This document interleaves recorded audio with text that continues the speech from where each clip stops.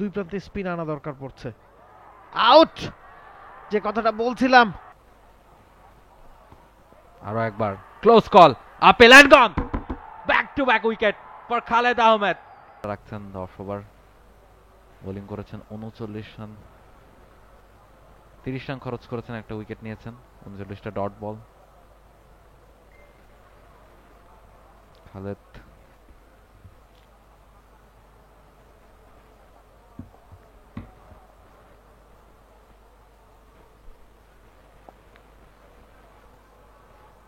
স্ট্যাম্পের উপরে short লেন্থের delivery, defensive মোডে খেলেছেন, কোনো রকম রিস্ক নিতে রাজি নন হেফি এবং কেলি।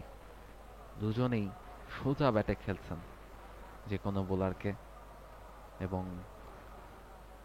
ডিফেন্সিভ মোডে রুম পেলে তখনই হাতটা খোলার চেষ্টা করছেন।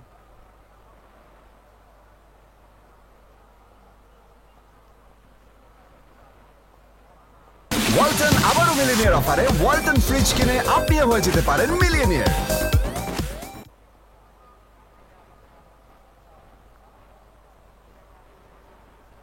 একবার স্ট্যাম্পের অফ স্ট্যাম্পের খানিকটা বাইরে ড্রাইভ করেছিলেন, তবে গ্যাপটা খুঁজে পাননি, কাভার ফিল্ডার ছিলেন।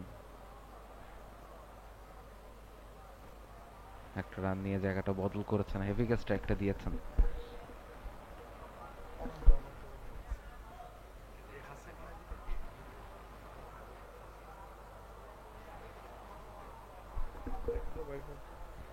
খালেদ কন্টিনিউ করছেন, একমাত্র পেসার বাংলাদেশ দলটায়। প্রথম উইকেটটাও তিনি পেয়েছেন।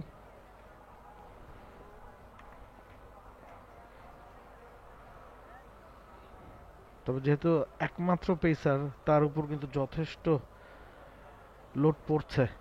বিভিন্ন সেশনে তাকে ঘুরিয়ে ফিরিয়ে বোলিং করানো হচ্ছে যাতে তাকে সতেজ রাখা যায়।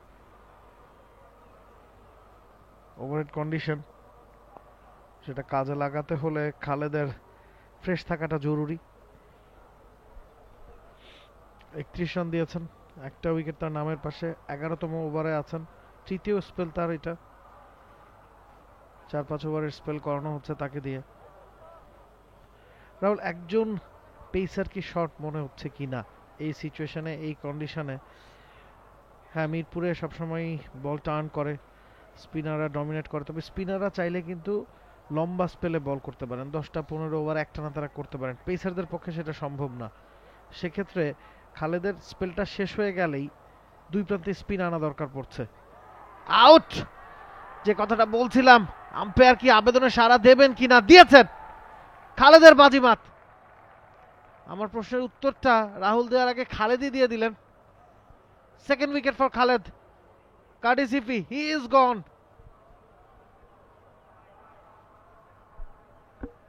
তবে তিনি খুব একটা খুশি নন, হতাশা প্রকাশ করছেন। আম্পায়ার যখন থেকে আঙুল তুলছেন, ভাবছেন কি করে আউট হয়ে গেলেন, যথেষ্ট ধৈর্যের পরীক্ষা দিচ্ছিলেন, তবে শেষ পর্যন্ত খালেদের কাছে পরাস্ত হতে হয়েছে।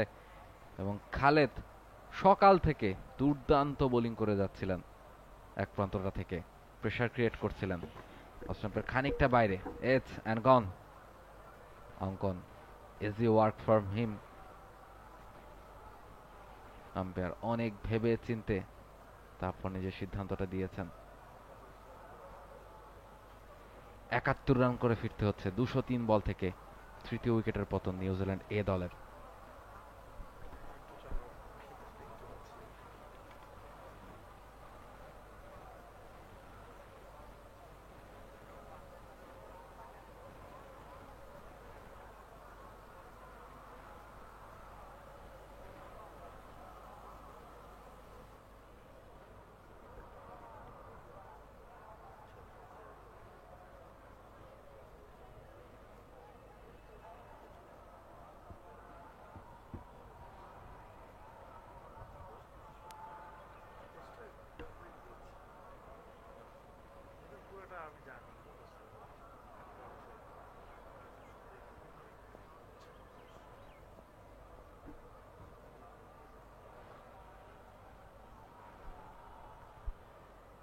ভালো একটা মোমেন্টাম বাংলাদেশের জন্য।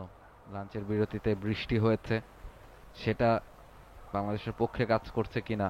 একটা উইকেট পেয়ে গেছেন। আরো একবার close call, appeal and gone, back to back wicket for Khaled Ahmed. Oh my God, he is beauty. ম্যাচের টার্নিং পয়েন্টটা খালেদ করে দিচ্ছেন কিনা লাঞ্চের বিরতির পর। ফিলিপস, তাকে ফিরতে হচ্ছে।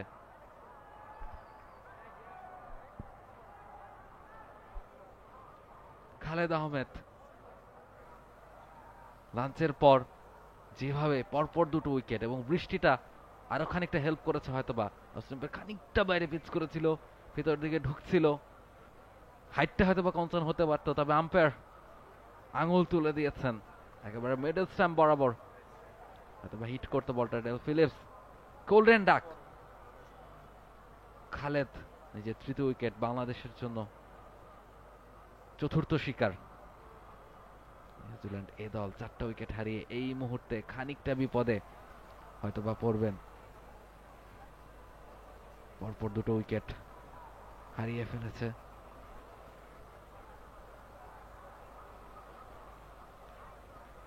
এবং এই মোমেন্টামটা বাংলাদেশ এ দল কাজে লাগাতে চাইবে। একটা উইকেটের খোঁজে তারা ছিল সকাল থেকেই।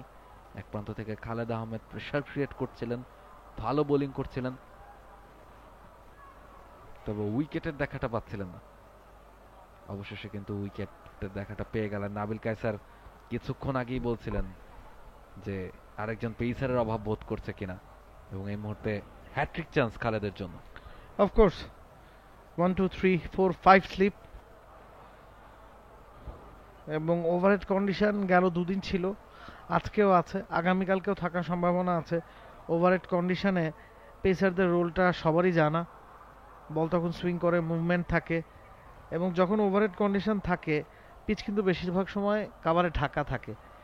পিচ যখন কাভারে ঢাকা থাকবে, সূর্য না উঠবে, তখন কিন্তু উইকেটে খুব বেশি ফাটল ধরবে না, এবং স্পিনারদের রোলটাও তখন কমে আসে।